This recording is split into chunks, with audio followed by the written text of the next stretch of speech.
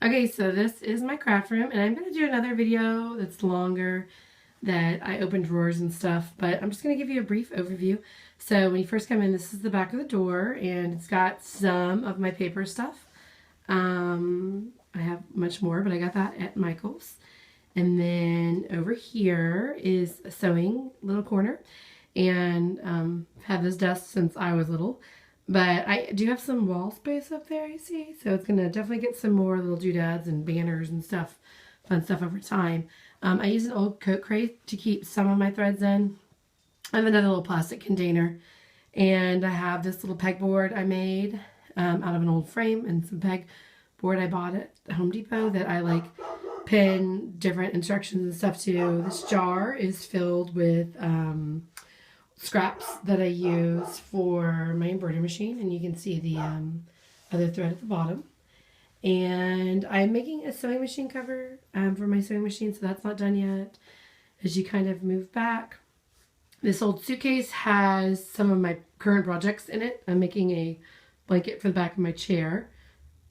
Up at the top here, this is an armoire I got at an an estate sale for 75% off on the last day.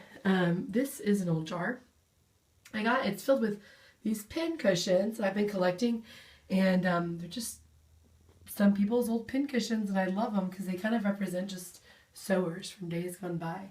There I am.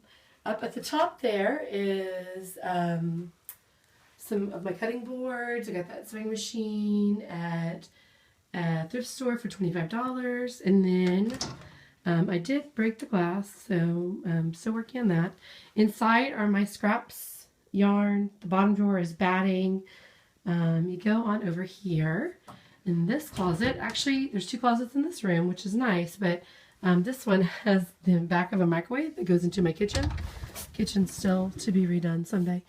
But it's got a bunch of, again, wrapping paper stuff. So more wrapping paper, just different bags, cloth bags, doodads, tissues.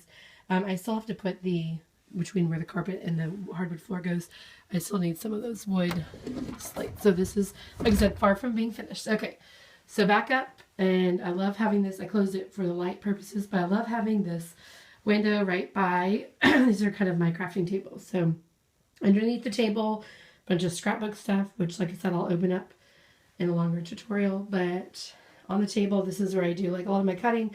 I do have a larger cutting mat, but this is kind of the one I work from. The pegboard I cut down, got it at Home Depot, found this frame, which I need to nail better to the wall. Found it in the garbage outside, and filling it with twine, things like pencils, which I got that at a thrift store. These old spice racks, again, got at thrift stores. If they had jars, pulled them out, filled them with things like washi. I was just thinking, I wonder what's after washi. You know, it's kind of the trend right now. There's so much washi, so what comes next? Remember those decorative scissors? Okay, this table is an old farm table. I bought this in an antique store. The other table I got for $20 at a garage sale. But I love this table. And I wanted to have two workspaces so that I could have one filled with stuff, but have another one that I could still like come work on my computer, things like that. Okay, so then the last corner of my room, well, not really the last, I have several more things to show you. This is an IKEA shelf. I really wanted an old hardware shelf, but I could not find one, and this just really stores way too much stuff to not be necessary. Okay, so right here, I got this is from someone I know that sells Mary and Martha. It's like, it spins. I love it. It's like having a little shop, and I just have access to some of my little doodads. These are just my paint. My glitter is inside that bread box.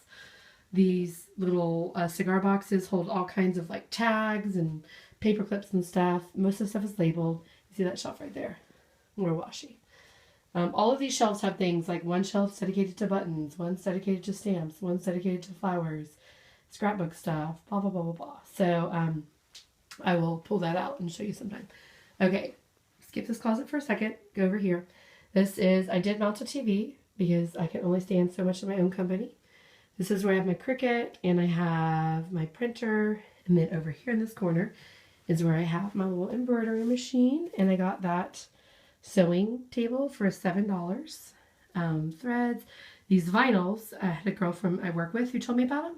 They are the plastic bag containers that IKEA sells for like $2. Okay, the last closet here is a little messy right now because it's Christmas. It's going to be my gift closet. And this is kind of where all the other stuff is stored. So more paper stuff. That bag is full of projects I'm currently working on. Oh my gosh, so much fabric up here. I'm not going to go too far, but that's some Christmas stuff. Those, like the tape deck, different containers like that back there. I have plans for them, but I just, like, I thought maybe I would put ink and stuff like that in them, but I'm just not to that point yet. Like I said, kind of the gift closet there. And then other additional stuff for like my embroidery machine stuff. So there you have it. That is a quick tour of my craft room, and I will definitely be adding more to it and finishing up the last little pieces here and be crafting.